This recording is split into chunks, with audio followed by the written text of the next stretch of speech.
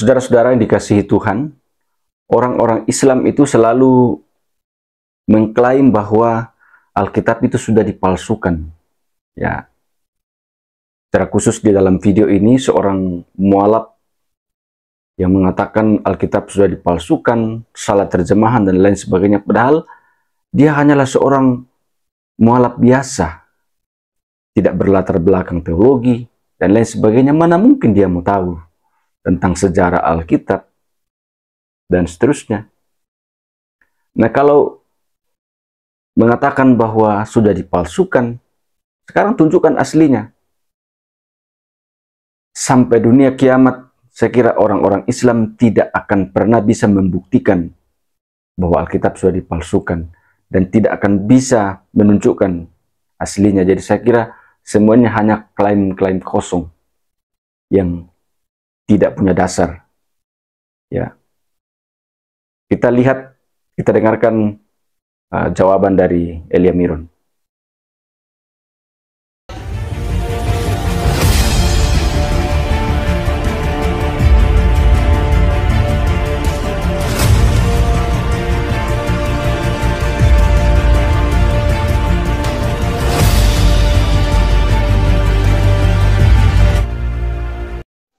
Terjemahannya saja sudah salah, apalagi aslinya. Beginilah jadinya kalau kita tidak pernah belajar dengan baik. Apalagi sebenarnya mbaknya itu sama sekali tidak punya kuasa untuk berbicara tentang iman kekristenan.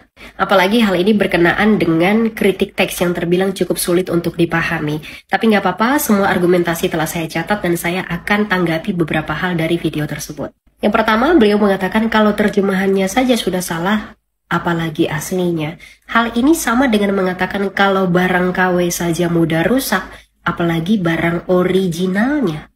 Artinya dalam penalaran hal sesederhana itu pun masih ada kegagalan. Dan ini tidak mungkin menghasilkan argumentasi yang benar. Jadi apapun yang disampaikan dalam seluruh video itu pasti sudah salah karena penalarannya terbalik. Pertanyaan yang kedua ialah mengenai aslinya di mana.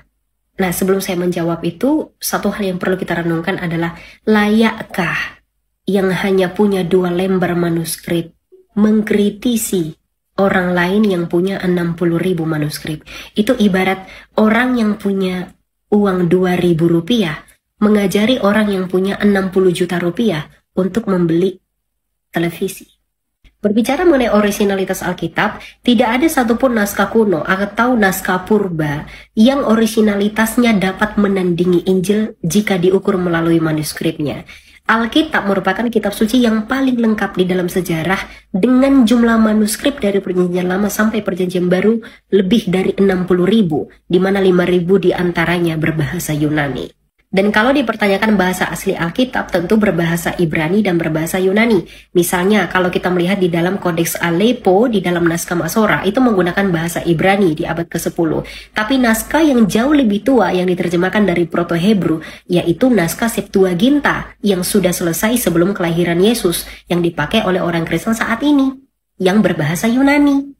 Bahkan seluruh naskah Perjanjian Baru ditulis dalam bahasa Yunani. Ditulis dalam bahasa Yunani karena pada zaman Kristus dan eranya para rasul dan bapak-bapak gereja, bahasa Yunani merupakan lingua franca atau bahasa internasional dari dampak Helenisasi. Hingga pada akhirnya di akhir abad ketiga, gereja Katolik itu mengkanonkan kitab suci di dalam Vulgata atau Alkitab berbahasa Latin, tanpa menghilangkan naskah-naskah dan juga manuskrip berbahasa Yunani. Dan sampai sekarang manuskrip-manuskrip tersebut disalin ulang dan disimpan oleh gereja. Jadi tidak dihilangkan ataupun dibakar.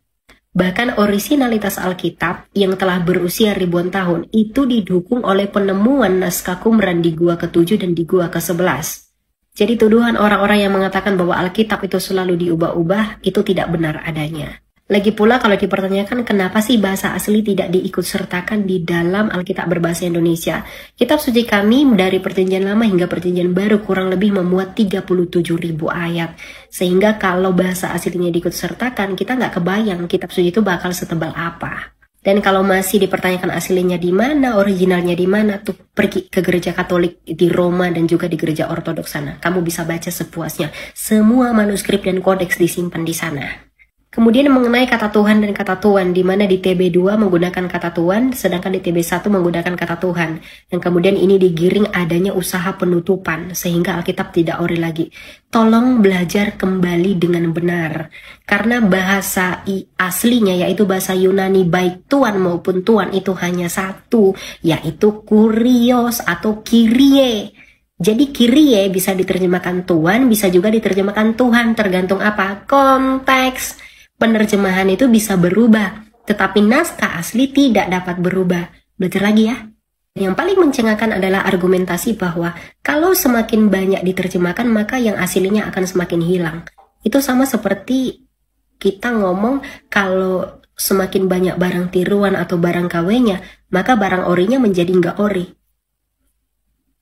Udah deh, belajar dulu ya. Tuhan berkati. Bye. Ya, seperti itu jawaban dari Elia, saudara-saudara, yang sudah menjelaskan tentang Alkitab, bahwa sesungguhnya Alkitab tidak pernah dipalsukan. Itu fakta bahwa Alkitab itu asli. Ya.